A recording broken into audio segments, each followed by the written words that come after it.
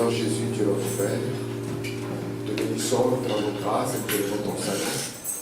Nous voulons, du fond de nos cœurs, te remercier, Seigneur, parce que tu nous as aimés, Seigneur, que tu nous accordes un moment comme celui-ci, de venir dans ta sainte présence, de t'adorer, Seigneur, pour couler nos âmes devant toi, oh Dieu, pour écouter ta parole, Seigneur, afin que tu puisses modeler ta personne à nous, Seigneur. Amen. Si nous sommes ici, oh Dieu, c'est pour, oh Dieu, célébrer la résurrection de Jésus-Christ. Non pas comme un Dieu historique, mais le Dieu qui est venu à nous et qui s'est révélé au travers de nous, Seigneur. Éternel notre Dieu, regarde ce peuple qui est venu, Seigneur, s'assembler ici, Père. Viens encore une fois au travers de ta parole, parce que c'est la meilleure chose que tu as, Seigneur. C'est l'outil que tu as, oh Dieu, pour guider ton peuple. C'est l'outil que tu as, Seigneur, pour consoler ton peuple. C'est l'outil que tu as, Seigneur, pour pouvoir aux besoins de ton peuple, Père. Mets l'homme de côté, Seigneur. Et toi, oh Dieu, délivre celui qui a besoin, Seigneur, de délivrance. Guéris celui qui a besoin de la guérison. Alléluia. Affermis celui qui a besoin de l'affermissement, Seigneur. Ravis celui qui a besoin du ravissement, oh Dieu. Laisse que, Seigneur, tu viennes au travers de tes oracles, Père, et que tu puisses, oh Dieu, rencontrer les besoins profonds qui sont dans notre cœur. Parce que, Seigneur, comme David le disait, mon âme a soif du Dieu vivant. Et toi, tu es le Dieu vivant, la parole du Seigneur pour aujourd'hui. Viens, Seigneur, et parle à nos cœurs. Laisse que, Seigneur, en quittant ces lieux, nous puissions dire, comme les disciples sur le chemin d'Emmaüs, que nos cœurs brillaient au-dedans de nous lorsque toi, tu nous parlais, Seigneur. Je t'abandonne cet instant, Père. Je me remets à toi. Je soumets l'assemblée entre tes mains. Alléluia. Prends le dessus sur toutes choses, Père, alors que nous sommes ici, Père, dans l'expectative de ce que toi, tu vas dire, Amen. Père. Accorde-nous tes bénédictions, alors que nous réclamons ceci. Au nom du Seigneur Jésus-Christ. Amen. Amen. Nous allons nous mettre debout et lire la parole de Dieu dans Apocalypse au chapitre 4. Alléluia. Nous allons commencer au verset 1er jusqu'au verset 11. Lisons la Bible ensemble. Après cela, je regardais et voici une porte était ouverte dans le ciel. La première voix que j'avais entendue, comme le son d'une trompette, et qui me parlait, dit, monte ici, et je te ferai voir ce qui doit arriver dans la suite. Aussitôt, je fus ravi en esprit, et voici, il y avait un trône dans le ciel, et sur ce trône, quelqu'un était assis. Celui qui était assis avait l'aspect d'une pierre de jaspe et de savoie. Et le trône était environné d'un arc-en-ciel semblable à de l'émeraude. Autour du trône, je vis 24 trônes, et sur ces trônes, 24 vieillards assis, revêtus de vêtements blancs, et sur leur tête de couronne d'or. Du trône sortent des éclairs, des voix et des tonnerres. Devant le trône brûlent 7 lampes ardentes qui sont les 7 esprits de Dieu. Il y a encore devant le trône comme une mer de verre, semblable à du cristal. Au milieu du trône et autour du trône, il y a 4 êtres vivants remplis Dieu devant et derrière. Le premier être vivant est semblable à un lion. Le second être vivant est semblable à un veau. Le troisième être vivant a la face d'un homme. Et le quatrième être vivant est semblable à un aigle qui vole. Les 4 êtres vivants ont chacun 6 ailes. Ils sont remplis Dieu tout autour et au-dedans. Ils ne cessent de dire jour et nuit, Saint, Saint, Saint est le Seigneur Dieu, le Tout-Puissant, qui était, qui est et qui vient. Quand les êtres vivants rendent gloire et honneur et action de grâce à celui qui est assis sur le trône, à celui qui vit au siècle des siècles. Les 24 vieillards se prosternent devant celui qui est assis sur le trône, et ils adorent celui qui vit au siècle des siècles. Ils jettent leur couronne devant le trône en disant, tu es digne, notre Seigneur et notre Dieu, de recevoir la gloire et l'honneur et la puissance, car tu as créé toutes choses, et c'est par ta volonté qu'elles existent et qu'elles ont été créées. Amen. Amen. Que Dieu ajoute des bénédictions à la lecture de sa parole. Nous pouvons nous asseoir. Amen. Je vous salue tous au nom du Seigneur Jésus-Christ. Amen. Et je salue particulièrement Majan. Amen. Dieu te bénisse, Majan. Je suis content de te revoir et je remercie le Seigneur qui t'a protégé, qui t'a gardé. Amen. Donc, comme vous le savez, nous sommes dans notre enseignement sur la venue du Seigneur par rapport au livre d'Apocalypse. Et nous avons atteint le chapitre 4. Comme ce n'est pas une étude détaillée du livre d'Apocalypse, je vais donner quelques éléments de base. Parce que nous croyons que le livre d'Apocalypse, c'est un livre prophétique pour un peuple prophétique. Et nous voulons plutôt l'exploiter afin de montrer les éléments qu'il y a par rapport à la venue du Seigneur. Et nous avons vu que le livre d'Apocalypse est divisé en combien de parties? En 3 parties. Et les 3 parties sont capitales pour pouvoir avancer et étudier ces livres. Nous avons le chapitre 1er au chapitre 3, que nous avons appelé ici la rédemption par le sang. C'est Dieu qui veut traiter avec son peuple au travers du sacrifice du sang. Et le peuple qui est concerné au travers du sacrifice du sang, c'est ce que nous appelons l'Église, ou l'Église des nations. Tous ceux qui ne sont pas des Juifs.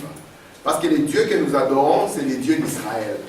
Mais ce Dieu d'Israël est devenu aussi notre Dieu. Il est devenu notre Dieu dans quel sens? Il est devenu notre Dieu parce qu'il est venu chez Israël et Israël l'a rejeté. Mais la Bible nous dit, à ceux qui ont cru en son nom, cette parole a donné le pouvoir de devenir aussi des fils de Dieu. Mais comme Dieu avait fait exprès qu'il avait aveuglé Israël, si Israël a rejeté Dieu, c'est parce que c'est Dieu qui avait aveuglé Israël. Mais quand Dieu termine de travailler avec les nations, il doit revenir à Israël. Parce que Dieu traite avec les nations sous ce qu'on appelle les âges de l'Église.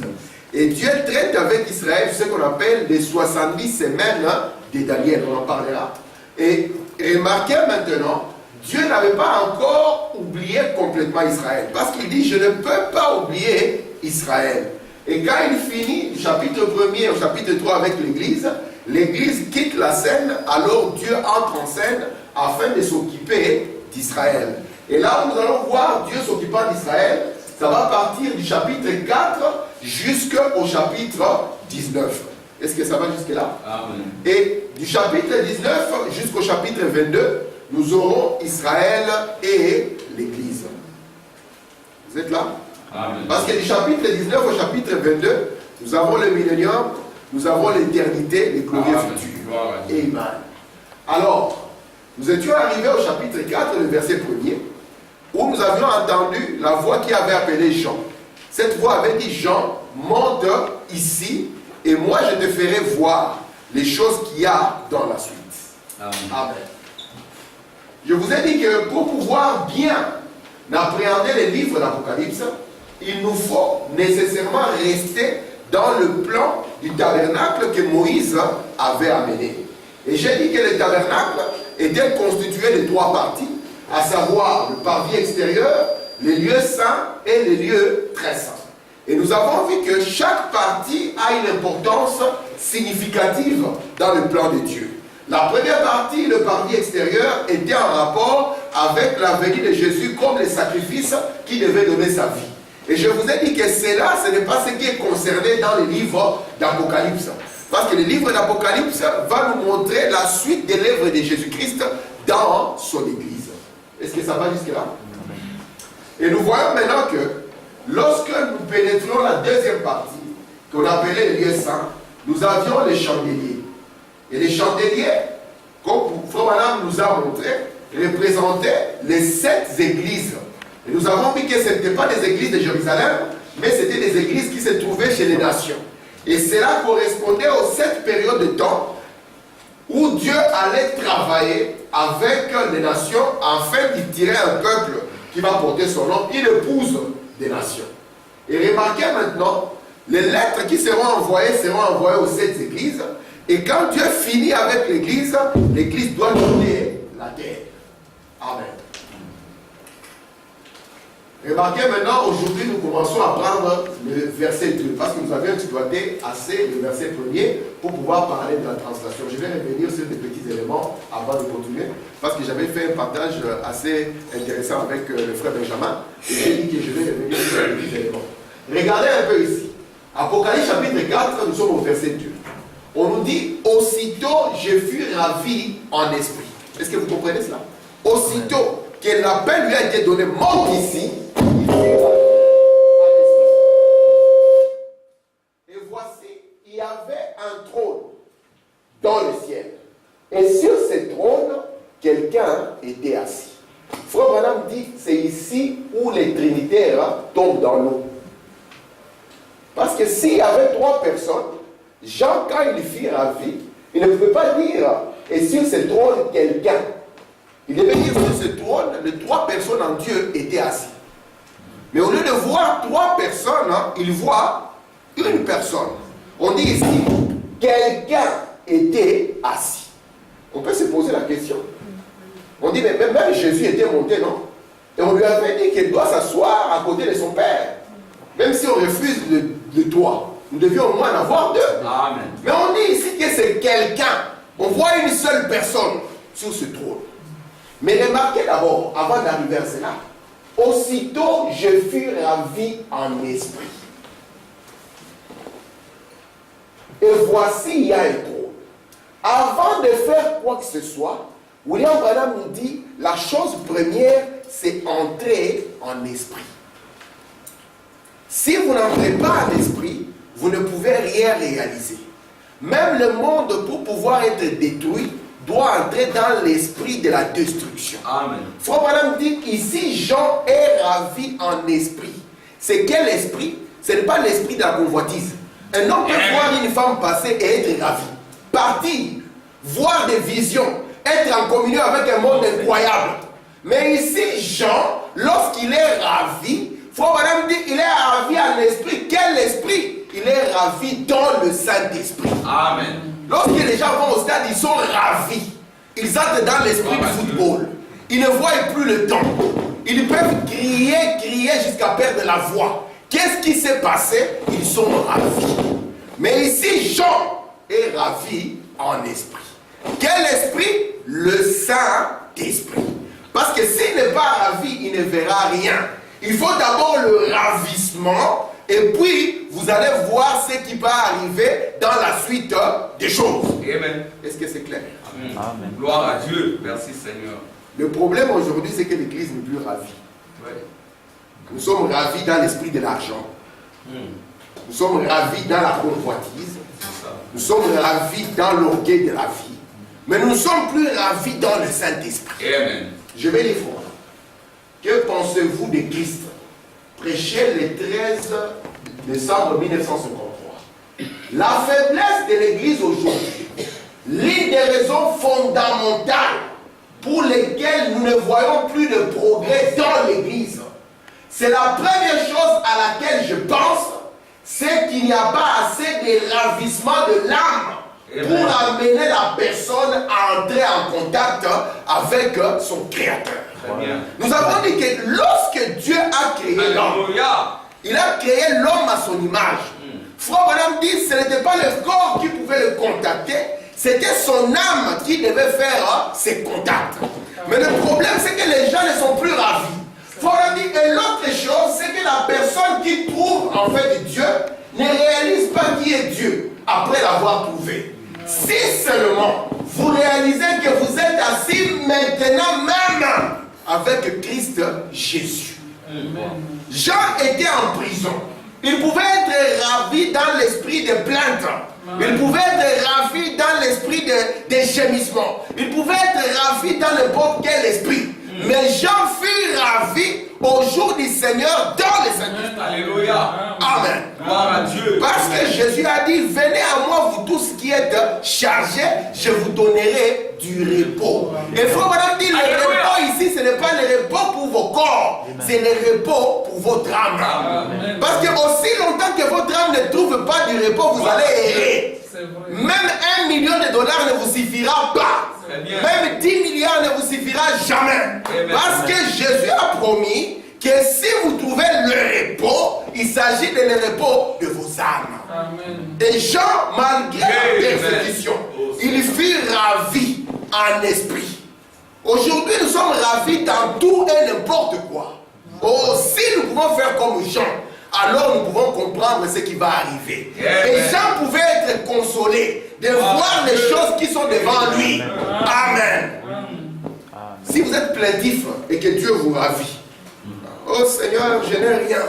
Il vous montre demain que vous aurez ce que vous êtes en train de vous plaindre. Vous allez descendre, vous n'allez plus vous plaindre. Vous direz, ah, je sais ce qui va arriver. Et Jean, ceci était la consolation. C'est pour ça que la parole de Dieu, c'est ça notre vraie consolation. L'argent ne vous consolera jamais. C'est pour cela que la Bible nous dit, l'amour de l'argent, c'est la racine de tous les maux. Si la terre souffre aujourd'hui, la terre a assez de nourriture pour nourrir tout le monde. Vous savez ça? Amen. Mais dans une partie de la terre, on jette la nourriture. Dans l'autre partie de la terre, les gens manquent à manger. Et souvent, ceux qui manquent à manger, c'est eux qui ont des ressources. C'est eux qui ont l'argent. Mais les pillards, ils vont là-bas, ils pillent, ils laissent les autres dans la misère, ils reviennent ici, ils mangent et jettent le reste. Parce que c'est l'amour de l'argent.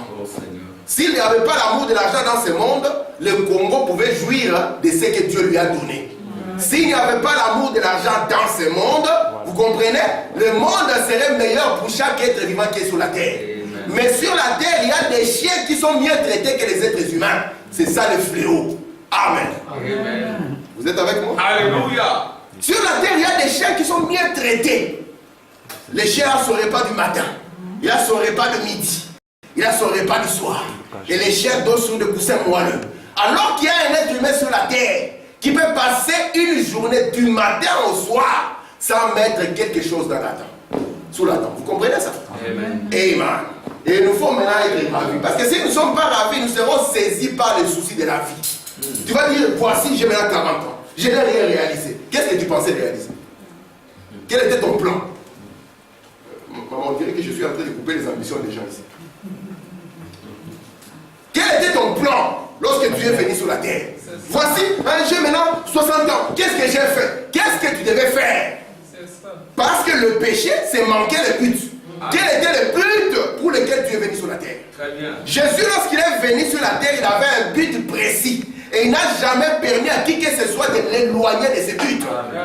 Et Jean, lorsque Jésus a choisi les 12, personne ne s'est éloigné de la vision de Jésus. Et lorsque Jésus nous appelle aussi, c'est pour que nous puissions garder cette vision. Et Jean fut ravi à l'esprit. Amen. C'est pour ça que nous avons commencé à dire que Jean, il représente quoi? Le ravissement des gens représente l'Église. Monte ici, c'est ça le mystère de l'enlèvement. Parce que Jean dit que la voix qu'il avait entendue, était semblable à une voix qui était comme un son d'une trompette. Et frère Madame nous dit, si nous voulons découvrir ce qu'il en est de cette voix, allons lire dans 1 Thessaloniciens, verset 4. Et commençons au verset 13 jusqu'à... commençons au chapitre 4, commençons au verset 13 jusqu'au verset 17. Et c'est là où la sœur Lina a découvert qu'il n'y avait pas que la trompette.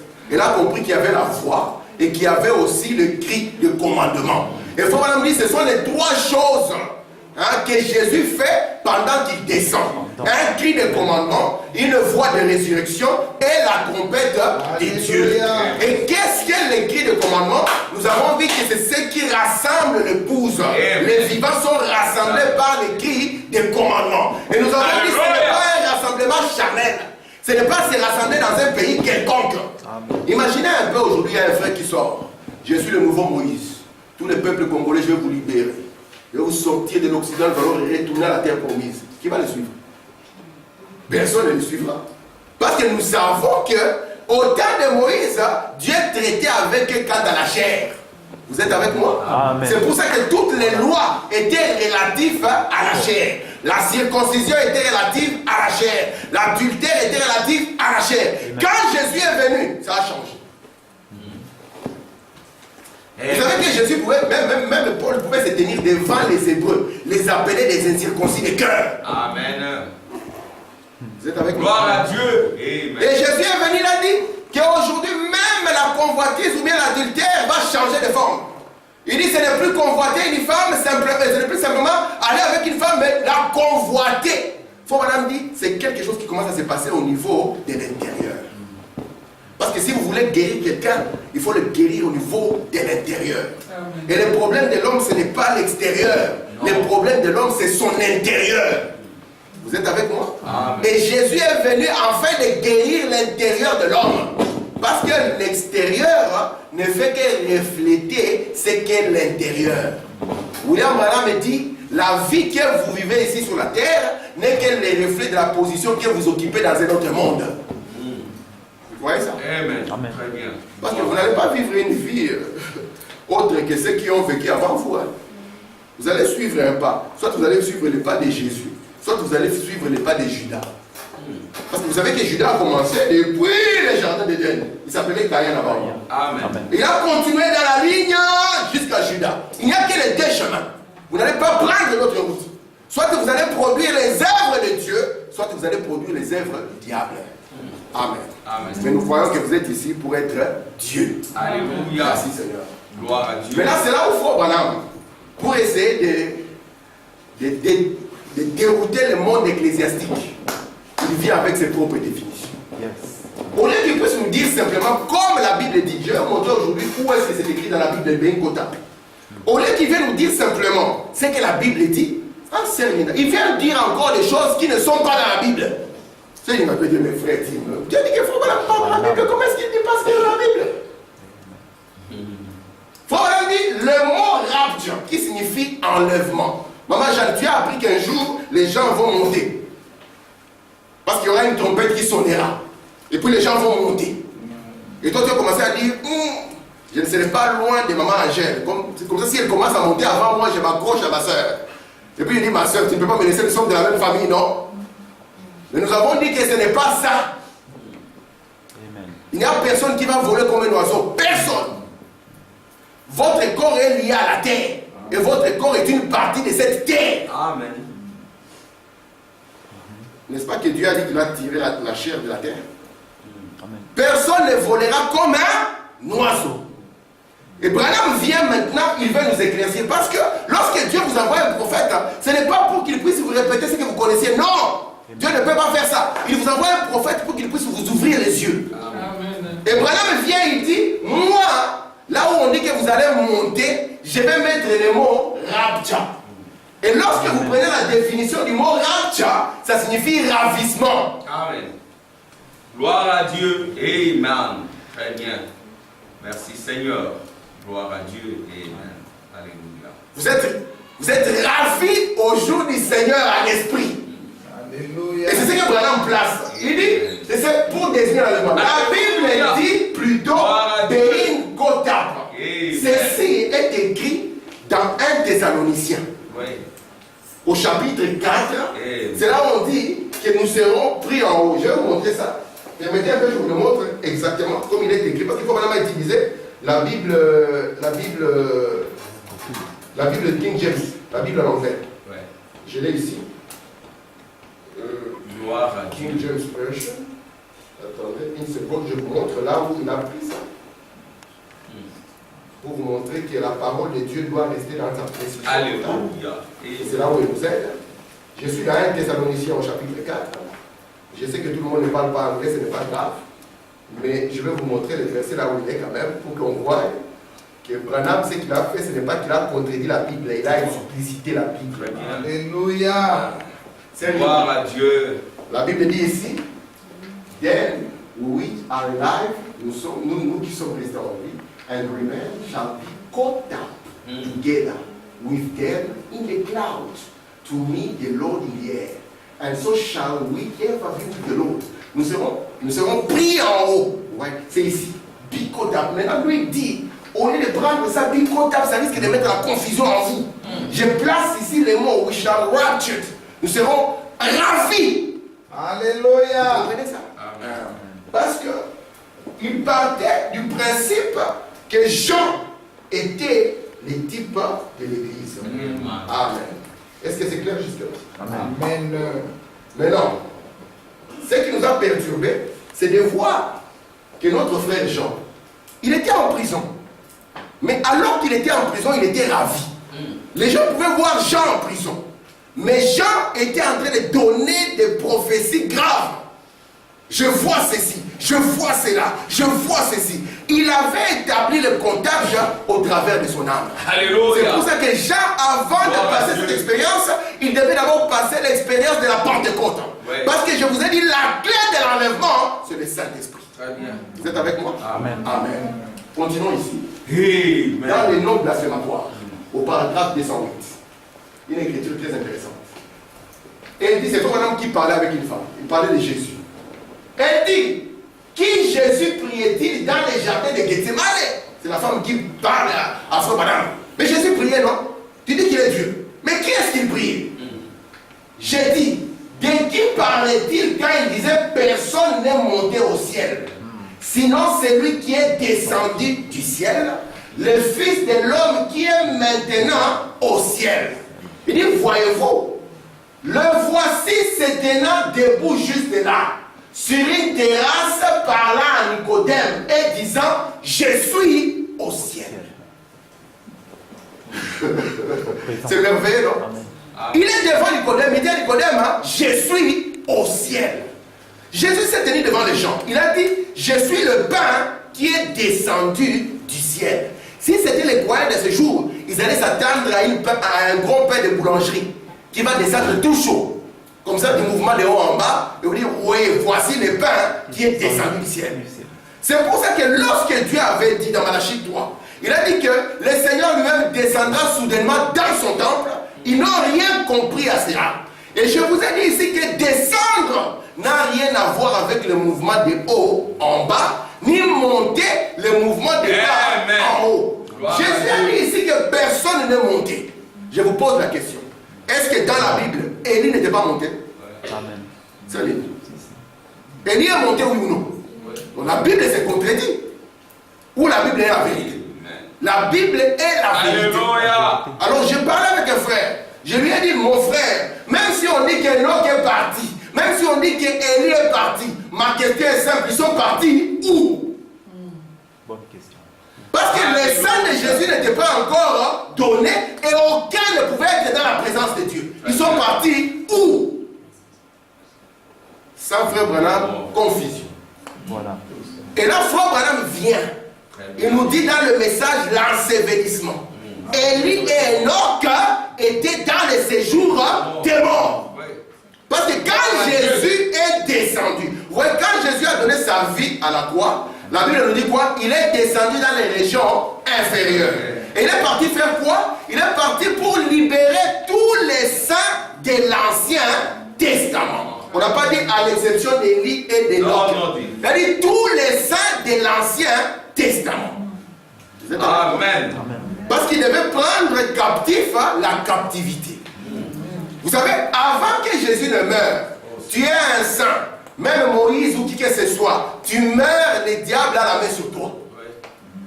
Vous êtes avec moi? Pourquoi? Né dans le péché, conçu dans l'iniquité. Les saints de bouc et de taureaux ne pouvaient rien faire. C'est pour ça qu'au temps de Saül, même une sorcière pouvait faire sortir un saint de Dieu. Invoquer les morts. Mais après que Jésus ait donné sa vie et son sang, il va prendre les saints de l'Ancien Testament. Selon ce que David avait vu. Il dit, et là marchant, ils diront, élevez-vous portail éternel, élevez-vous portail éternel, laisse entrer le roi de gloire. Qui est le roi de gloire? Jésus-Christ, le puissant dans la bataille. Amen. Vous comprenez ça? Amen. Et depuis ce jour-là, même si vous allez chez un sorcier, je vais parler à Samuel. Il n'y a plus moyen. Amen. Mais à l'époque, avant la mort de Jésus, c'était possible. Et c'est pour ça que Jésus vient maintenant clarifier. Personne n'est monté. Parce que monter, ce n'est pas le mouvement de haut en bas. Mais ce que Dieu faisait au travers d'Élie et au travers d'Enoch, il était en train de montrer en type ce qui devait arriver par rapport au 7e âge de l'Église. C'est pour ça que la Bible nous dit dans Jude 1 qu'Enoch était le 7e. Amen. Était le 7e. Enoch était le 7e. Pour montrer que c'est au 7e âge de l'Église que le ravissement ou l'enlèvement prend place. Vous êtes avec moi? Voilà. Amen. Merci Seigneur. Merci Seigneur. Maintenant, prenons le verset 3. Celui qui était assis avait l'aspect d'une pierre de jaspe et des sardoines. Vous voyez comment on le décrit? On n'a pas dit qu'il y en avait 3. On n'a pas dit qu'il y en avait 2. Mais on voit qu'il y avait celui. On n'a pas dit ce. Celui qui était assis avait l'aspect d'une pierre de jaspe et des sardoines. Et le trône était environné d'un arc-en-ciel semblable à de l'émeraude. Donc le trône entier était environné d'un arc-en-ciel. Revenons pour que vous puissiez voir. Tout est ici. C'est que nous avons dit dans le chapitre 4 ici. Devant le trône se trouvent les 7 esprits, les 7 lampes qui brûlent. Vous voyez ça? Devant le trône. Et puis devant le trône encore, il y a quoi? Il y avait la mer de cristal. Amen. Vous le remarquez là-bas? Ça y est là.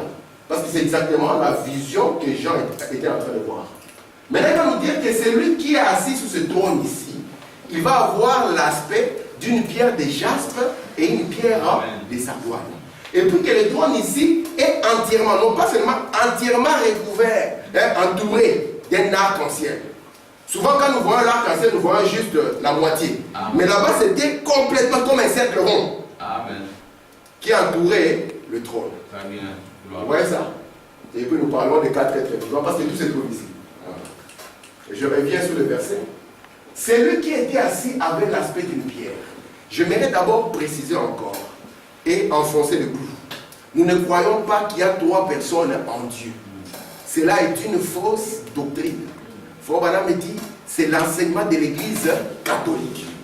Il n'y a pas 3 personnes en Dieu. Vous ne pouvez pas être une personne sans être une personnalité. Nous croyons qu'il y a un seul Dieu, mais qui a 3 fonctions. Amen. Il a été le Père, le Fils et le Saint-Esprit.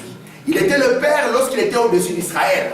Il a été Fils lorsqu'il a mis sa tante Emmanuel, Dieu avec nous. Et il est Saint-Esprit selon la promesse que l'Éternel, notre Dieu, va encore nous visiter. Et que nous aurons le consolateur qui est Jésus qui viendra et qui habitera en nous. Amen. Amen. Parce que c'est le but de Dieu de revenir dans l'homme depuis que Dieu et l'homme se sont séparés à cause de l'incrédulité. Est-ce que c'est clair jusque-là? Amen. Il n'y a pas 3 personnes. C'est pour ça maintenant quand Jésus dit je viens du Père et je retourne au Père. Je vous ai dit je ne viens pas de chez le Père. Parce que si tu viens de chez le Père, ça signifie que le Père est là et toi tu es ici. Mais je viens du Père, je retourne au Père. William Branham nous précise. Il nous dit qu'est-ce que c'est? Il nous dit que c'était Dieu, Jésus qui retournait encore à la colonne de feu après avoir été dans la forme de la chair. Est-ce que ça va? Amen. Et c'est pour ça qu'il a dit maintenant la colonne de feu est venue pour allumer les chandeliers. Et nous avons appelé ça le trône du Père. Parce que c'est là où il s'est reposé. J'ai une question pour vous. Dans Jean 4, Jésus a dit que Dieu est chair, n'est-ce pas? Amen. Car il faut que ceux qui l'adorent, l'adorent en chair et en vérité. Mais non. Un esprit a besoin d'une chaise? Non. Est-ce qu'un esprit se fatigue? Non. Maintenant, on nous dit ici qu'on voit quelqu'un qui est assis. C'est un esprit. Il est assis. Maintenant, on doit se poser la question, mais pourquoi un esprit va s'asseoir? Déjà, madame nous avait dit, lorsqu'il a dit, viens assis-toi à ma droite. Ou là, madame dit, un esprit, ce n'est pas question de droite et de gauche. Il nous a expliqué ce que signifiait la droite. Et nous avons compris qu'il n'y aura pas 2 personnes sur le trône. On n'aura pas 2. Ça signifie seulement la puissance. Et maintenant, ici, on voit maintenant encore assis. Maintenant, je pose la question, maintenant, c'est quoi ça? Un esprit qui est assis. Parce que souvent, on dit, oh, il est encore assis. L'autre dit, non, frère, il s'est levé. L'autre dit, non, frère, il est assis debout. L'autre dit, mais mes frères, il s'est levé et s'est encore assis. Ma question maintenant, un esprit s'assoit? Non, non. Alors maintenant, pourquoi on nous parle de la chaise ou du trône? Parce qu'on parle du trône, c'est la chaise du roi. Qui ne sait pas ça? Le trône, c'est la chaise du roi. Amen. Maintenant, on nous dit qu'on voit qu'il y a quelqu'un qui est assis. Et pour voir qu'il n'a pas vraiment l'aspect humain, il a l'aspect d'une pierre, de jaspe et des sardoines.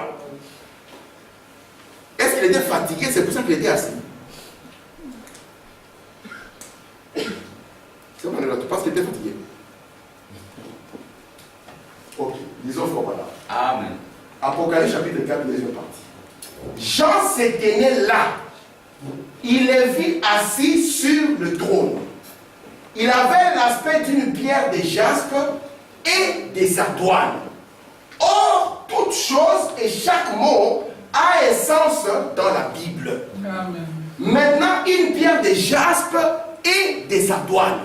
Dans la Bible, lorsqu'on met quelque chose, ça a son importance. Si Paul a dit que moi, Paul, je ne permets pas à la femme d'enseigner, quelle que soit la capacité de cette maman de comprendre la parole, elle ne peut pas dire je suis docteur de la parole. J'ai écouté une maman congolaise, elle a dit docteur de la parole. Je suis assis, je suis du Seigneur. Tiens-moi parce que je vais avoir une crise cardiaque ici.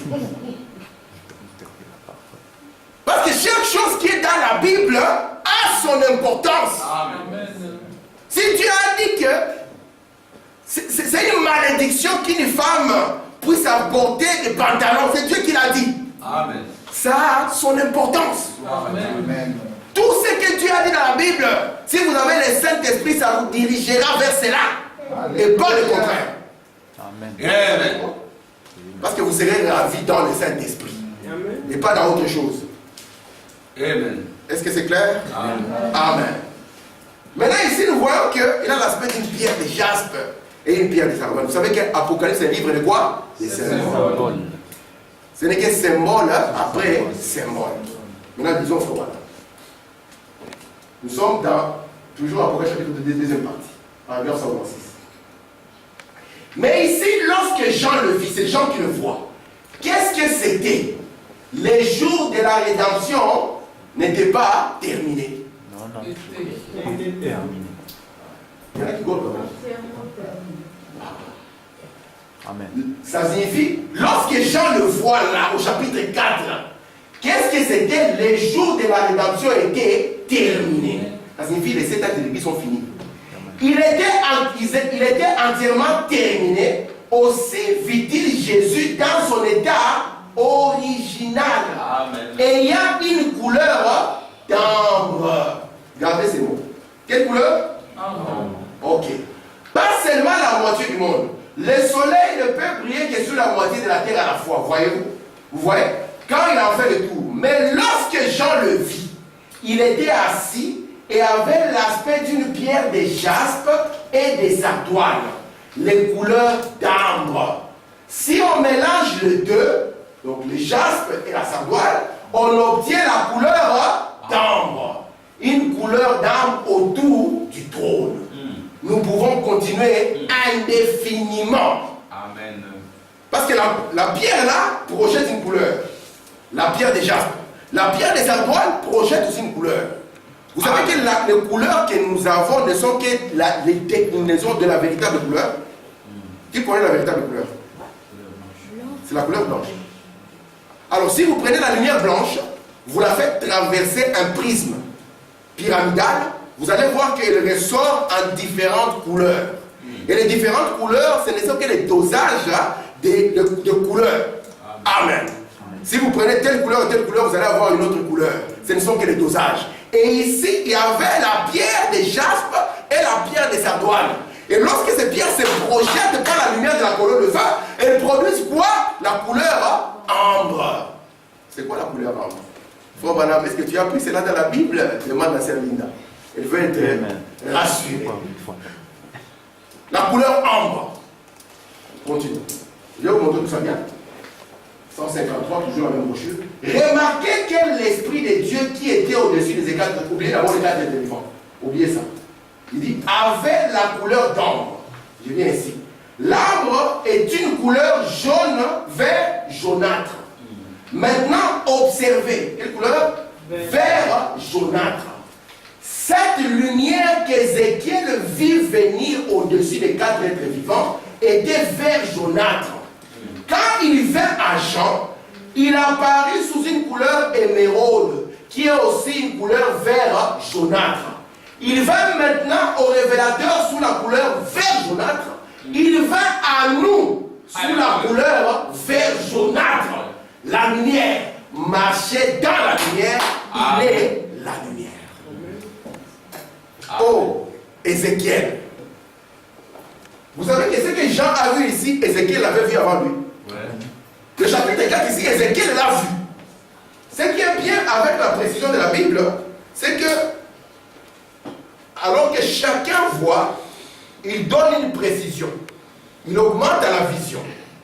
Disons ici, nous sommes dans Ézéchiel au chapitre 1er, le verset 3. La parole de l'Éternel fut adressée à Ézéchiel, fils de Bouzi, les sacrificateurs, dans le pays des Chaldéens, près du fleuve du... Gardez ce mot, ne l'oubliez jamais. Le mot là. Parce que cette vision, elle est inoubliable pour Ézéchiel. La vision du fleuve du Kébar. C'est là que la main de l'Éternel fut sur lui, sur Ézéchiel. Écoutez ce qu'Ézéchiel va voir. J'ai regardé et voici, il vint du septentrion, donc du nord. Un vent comment? Impétueux. Vous savez ce que signifie le vent du nord. Amen. Une grosse nuée et une gerbe de quoi? De feu, qui répandait de tous côtés une lumière éclatante. Le français l'a appelée lumière éclatante, au centre de laquelle brillait comme des reins polis, sortant du milieu du feu. Si je vous mets la traduction de King James en anglais, vous allez voir qu'ici, les reins polis, on va l'appeler ambre. Est-ce que vous comprenez ça? Amen. Ézéchiel va voir, il va voir une gerbe de feu qui répandait de tous côtés une lumière éclatante. Et au centre de laquelle brillait comme des reins polis, au centre de ça, il y avait comme une lumière vert jaunâtre. Amen. Qui sortait du milieu du feu. Écoutez maintenant ce qu'il va voir. Au centre encore paraissaient 4 animaux. Ézéchiel va les appeler 4 animaux. Il faut voir si ce ne sont pas 4 animaux. Les 4 êtres vivants, dont l'aspect avait une ressemblance humaine. Chacun d'eux avait 4 faces, et puis ici on va dire ils ont 4 ailes, et puis nous allons voir combien ils ont. Merveilleux Seigneur. Est-ce que ça va jusque-là? Nous voyons que Dieu nous visite sous quelle couleur? Ambre. C'est la couleur vert jaunâtre. C'est la couleur qu'Ézéchiel avait vue lorsqu'il s'est déployé devant lui. C'est la couleur que Jean voit encore. Il faut même dire, même aujourd'hui, c'est la couleur que nous voyons. Amen. Amen. Pour montrer que c'est le même Dieu. C'est Lina, qui a la couleur vert jaunâtre aujourd'hui? Non, pas ça. Lisons ici. Il faut madame dire dans le message, alors quand leurs yeux s'ouvrirent, il est reconnu. Mais toutefois, si je peux dire ces mots, quelque chose en moi a changé vers une autre dimension. Voyez, il est ravi. Je regarde droit à cette colonne de feu qui suivait Israël dans les déserts. Combien parmi vous ont vu sa photo? Il faut leur dire, faites voir les mains. Je veux voir les mains. Amen. Alléluia. Amen. Gloire à Dieu. Merci Seigneur. Amen. Donc, je vais voir. C'est vous, madame, qui vous pose la question. Il dit, quelque chose en moi a changé vers une autre dimension. Je regarde droit à cette colonne de feu qui suivait Israël dans le désert. Combien parmi vous ont vu sa photo? Il faut leur dire, faites voir les mains. Alléluia. Frère, tu n'as jamais vu les mains. Vous êtes lourd à montrer la main. Si c'était combien 500 euros? Écoutez, je regarde droit à cela ici même. Je regarde droit à cela. Elle est d'une couleur ambre, un peu jaune, verdâtre. Elle est là devant vous si vous voulez la voir. Alléluia. Amen. C'est pour ça que nous la posons là. Ce n'est pas pour adorer un homme, mais pour vous montrer que la même lumière que ce qu'il avait vu, que Jean a vu, c'est sous cette lumière que nous sommes visités. Alléluia. La lumière jaune verdâtre. La lumière ambre. Vous êtes avec moi? Qui est quoi? Qui est le reflet de celui qui avait l'apparence d'une pierre de jaspe et des sardoines. Merci Seigneur. Amen. Regardez maintenant. Bon. Le jaspe est une pierre. La sardoine aussi est une pierre. Bien, nous en viendrons à leur couleur dans un instant. Maintenant, je voudrais que vous remarquiez. Chacun des patriarches, à sa naissance, oui, chacun avait une pierre porte-bonheur. La mienne, je suis né en avril, et le diamant. Et pour chaque mois, il y a une pierre. Eh bien, c'était pareil pour le patriarche. Chaque fois qu'un patriarche naissait, il avait une pierre porte-bonheur. Et nous savons que nous avons 12 patriarches qui correspondent aux 12 mois de l'année. C'est pour cela que, regardez ici, dans Exode 28, la recommandation de Dieu, il commence. Tu feras le pectoral du jugement, le verset 15. Artisanement travaillé. Tu le feras du même travail que le faux. Je vous montrerai tout ça. Tu le feras d'or, de fils bleus, pourpre, cramoisi et de fin lin d'or. Il sera carré et double. Sa longueur sera d'un épan et sa largeur d'un épan. Tu en chasseras une garniture de pierre. 4 rangées de pierre. Première rangée, ça commence par quelle pierre? Une sardoine. Une topaze, une émeraude. Ça, c'est la première rangée. Deuxième rangée, une seconde rangée. Ça, c'est une escarboucle, un saphir, un diamant. Troisième rangée, une opale, une agate, une améthyste. Quatrième rangée, tu as une chrysolite, un onyx. C'est quoi? Un jaspe. Ça commence par une sardoine et ça finit par quoi? Une jaspe. Ces pierres seront enchâssées dans leur motif d'or. Et c'est exactement comme ceci que ça apparaissait. Vous voyez ces petits tabliers ici? C'est ce qu'on appelait les faudes. Et ce qu'ils portaient ici, c'était le pectoral. Et ce pectoral avait les pierres que nous venons de citer, où ça commençait par une pierre de sardoine et ça finissait par une pierre de jaspe. Et celui qui était assis sur le trône, vous voyez, avait l'aspect de ces deux pierres. Alléluia. Amen. Amen. Regardez ce qu'on a dit. Et le voilà qui s'est tenu là. Je vais finir parce que le temps est passé. Quoi? Il avait l'aspect d'une pierre de jaspe et de sardoine. Qu'est-ce que le jaspe? La pierre de Ruben. Qu'est-ce que le sardoine? Benjamin. Le premier et le dernier. On devait le considérer comme le premier et le dernier. Et un arc-en-ciel entourait sa tête au-dessus de cette lampe d'or. C'était un arc-en-ciel, une alliance que Dieu avait fait à travers Abraham, à travers Isaac, à travers Christ, à travers l'Église, par le baptême du Saint-Esprit. Non, écoute ça. La robe à cette couleur qui était sur Joseph, qui était sur Jésus et sur l'Église aujourd'hui, la protégeant. Le corps était recouvert par la robe. Et l'Église, ce n'est pas vous. Frère Benjamin, l'Église, ce n'est pas toi.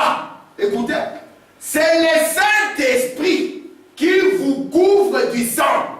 L'alliance de Dieu prédestinée avant la fondation du monde. Amen. Donc nous comprenons que d'abord la pierre de jaspe et la pierre de sardoine, ça parle de Jésus-Christ comme étant l'alpha et l'oméga. Le premier et le dernier. En dehors de lui, rien. Amen. C'est en dehors de lui, rien. Sauf que Jésus-Christ reste le même. Il est la parole. Amen. Mais en dehors de lui, rien. C'est le seul acteur. Amen. Vous êtes avec moi? Amen. On continue. On finit dans quelques minutes. Si on ne rit pas, on finit dans quelques minutes. Là, le reste, c'est bien. Écoutez ceci, dans Joseph rencontre ses frères. Paragraphe 50. Remarquez, il était là l'alliance. On devait considérer Christ comme étant la pierre de jaspe et des sardoines de l'Apocalypse. C'était le pectoral, ou plutôt la pierre porte-bonheur de Ruben à Benjamin.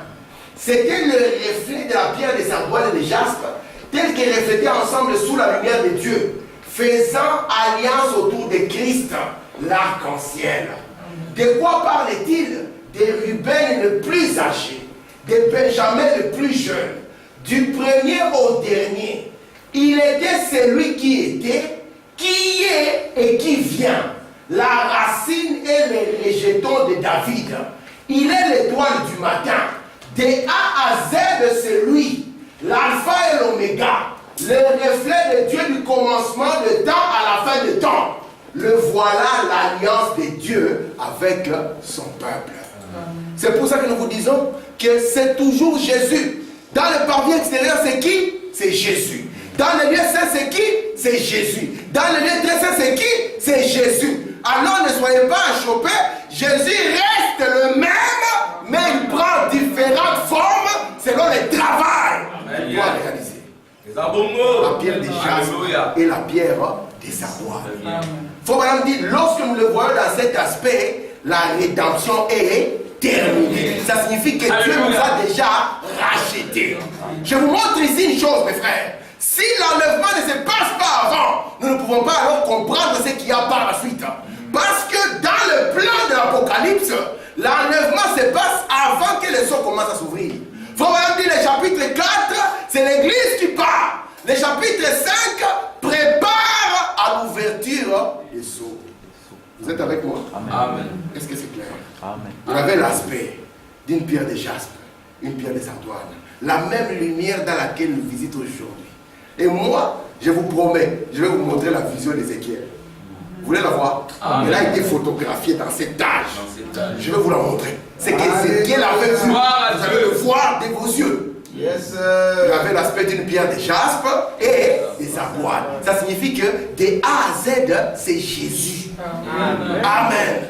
Alors ne soyez pas imprudents. Parce que beaucoup de gens l'ont rejeté. Lorsque le Père de A à Z, c'est lui.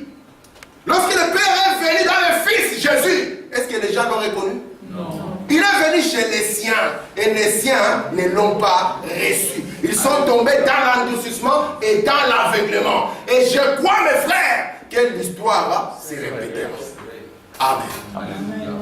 Parce que je vous ai dit, alors qu'il quitte la forme de la chair, parce que tu n'as voulu ni sacrifice ni offrande. La Bible dit, c'est dans l'hébreu où Paul trouble les gens. Il dit que Christ est entré dans le tabernacle parfait de son propre corps. Comment il a fait? Avec son propre sang. Il est entré en lui, il a fait comment? Ils ont manqué de comprendre qu'est-ce que le corps du Seigneur. Amen.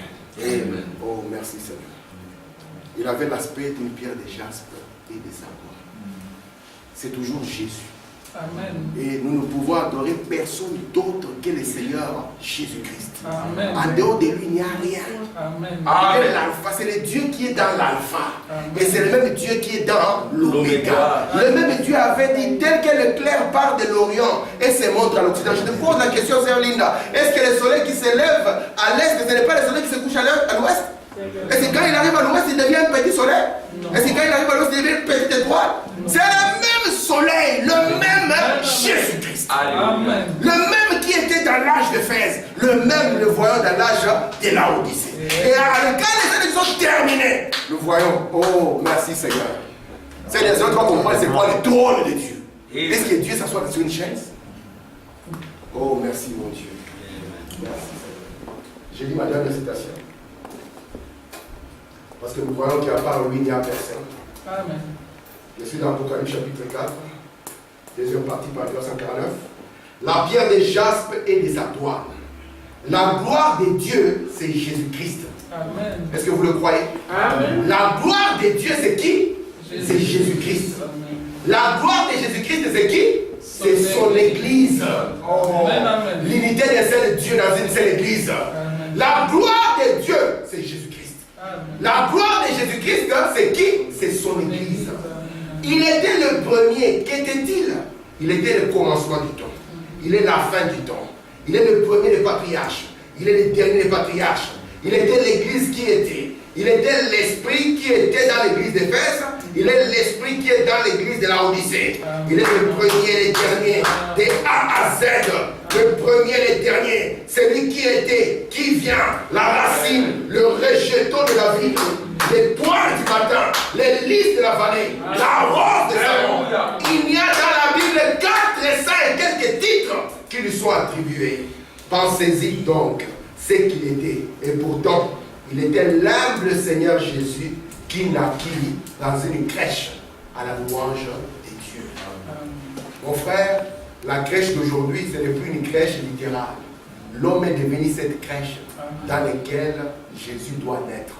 Parce que lorsqu'il vient, il doit naître à Bethléem. Et Bethléem signifie Beth, signifie quoi? Ça signifie maison. Parce qu'on a Bethel qui signifie maison de Dieu. Beth, maison, M, Dieu, maison de Dieu. Bethlehem, ça signifie maison du Père de Dieu. Que toi, frère Mao, tu puisses être la maison du Père de Dieu. Alléluia. Frère Benjamin, la maison du Père de Dieu. Que nous puissions être cette maison où les dieux merveilleux sera encore trouvé. Que les Seigneur. Amen. Amen.